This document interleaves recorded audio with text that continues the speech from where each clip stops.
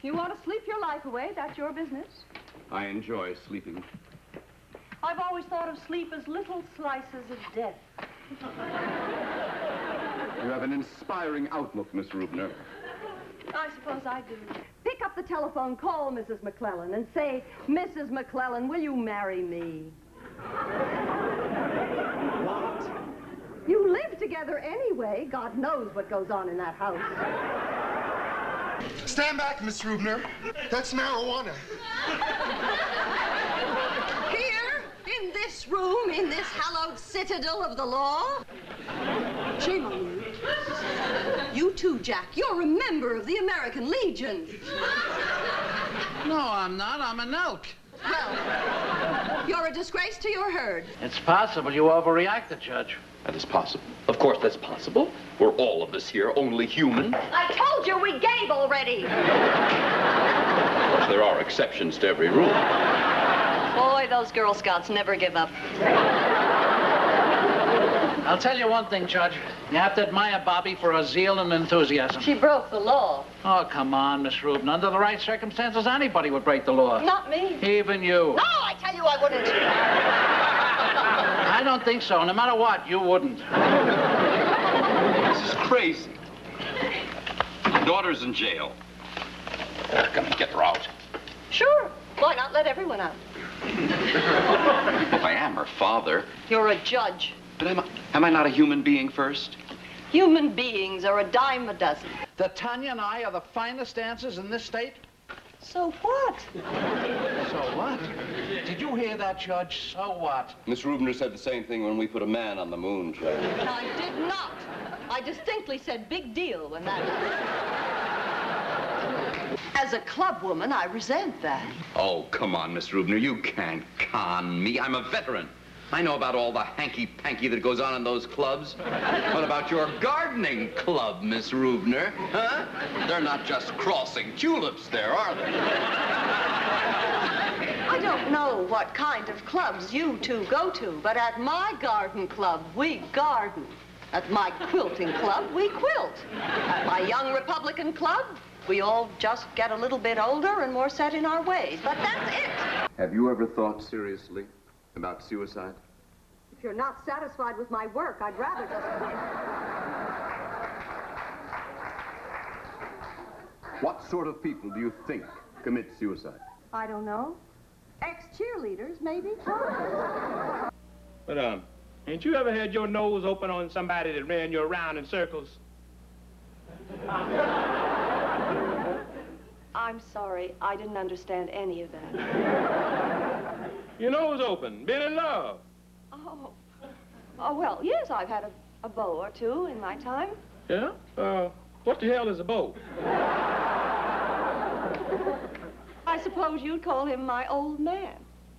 Well, whatever happened to him? He, went away to the war. Oh, well, which war? The Korean conflict. Lady, that was 23 years ago. What you been doing since then? I've been busy. Well, doing what? I have a very important job here. And I have my clubs, and I read extensively. And that's it? You've been doing that for 23 years? Well, time flies when you're having fun. Oh, hell, we better get you a gun, too. You need to break out here worse than I do. I'm very satisfied with my life. Thank you. Well, ain't you got no dreams? Dreams are for children. I might have liked more out of life. A Nobel Prize, Mediterranean cruise, a husband. But I take what I get, and I make the most out of it. Ain't you got no family at all? Yes, I live with my mother. I guess I ain't so bad off after all. Miss Reubner, would you be our witness just for a moment? Just help us along. You look away. That throws the witness off stride. You see. Now watch what I do. Now, Miss LaPue.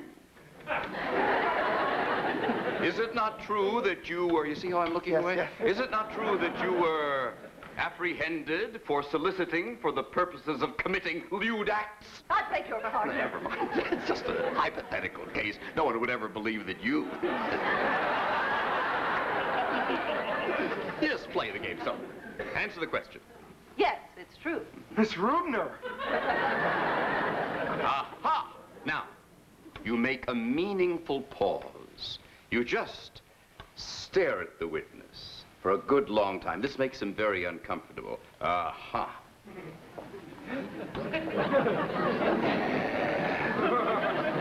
See? Yes. Would you mind explaining to us the circumstances leading up to your arrest?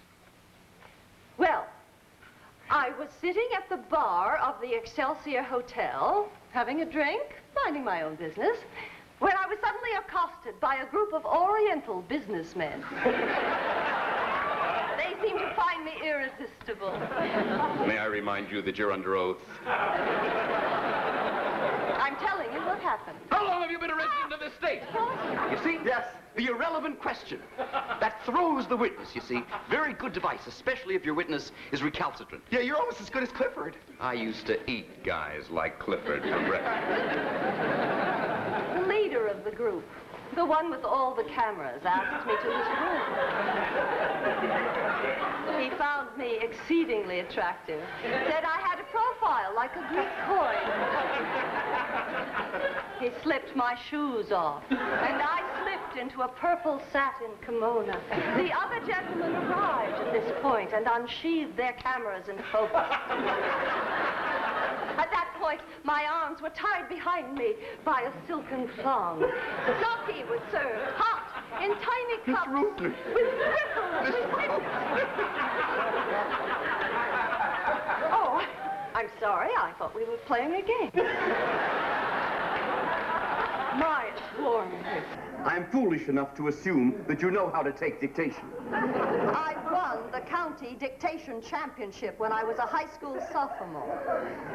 Thank you for your letter of the 17th. Contrary to what you may have heard, my house is not for sale. Furthermore, it has only one fireplace, not 5, and only 4 bedrooms, not 6. And the view of the New York City skyline is a gross exaggeration. However, I am aware of a lovely buy in the Somerset Hills area. If you are interested, please contact Mr. Jack Terwilliger, care of this office. Most cordially yours, Judge Walter O. Franklin. Got it. Oh, you don't have that. You couldn't possibly have that.